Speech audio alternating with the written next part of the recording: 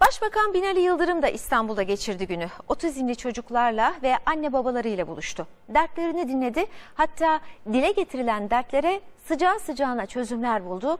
Talimatları muhataplara yerinde verdi. Engellilere bireysel toplam 12 saat rehabilitasyon veriliyor. Bu yetmez. Halbuki bunun 40-50 saate çıkması lazım. Başbakan Binali Yıldırım Dünya Engelliler Günü'nde otizmli çocuklar için müjdeyi verdi. İlgili bakanlık rehabilitasyon süresini 4 katına çıkaracak talimatı kürsüden aldı. Bireysel eğitim miktarı artması gerekiyor. Öyle mi?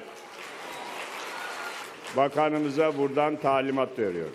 Başbakan Yıldırım İstanbul'da düzenlenen Otizm Spektrum Bozukluğu Ulusal Eylem Planı tanıtım toplantısında otizmli çocuklar ve aileleriyle bir araya geldi. 12 saat yetmez dedi, eğitimde yüksek maliyet sorununa da değindi. Peki artınca ne oluyor? Para. 8 bin 10 bin lira lazım. Devlet vatandaşın işini görmek için var. Bu uğurda ne para harcanacaksa harcanacak.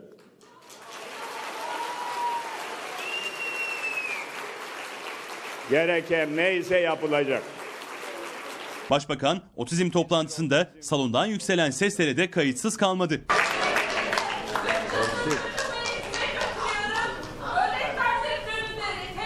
Eski haline getireyim mi?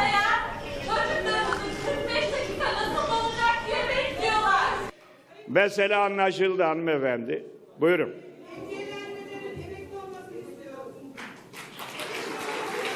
Tamam. Evet, bir açık kürsüye dönüştü mesele. Emekli olmak istiyorsunuz.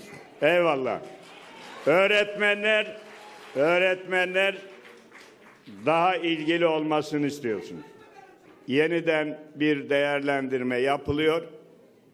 Buradaki mağduriyetler de giderilecek.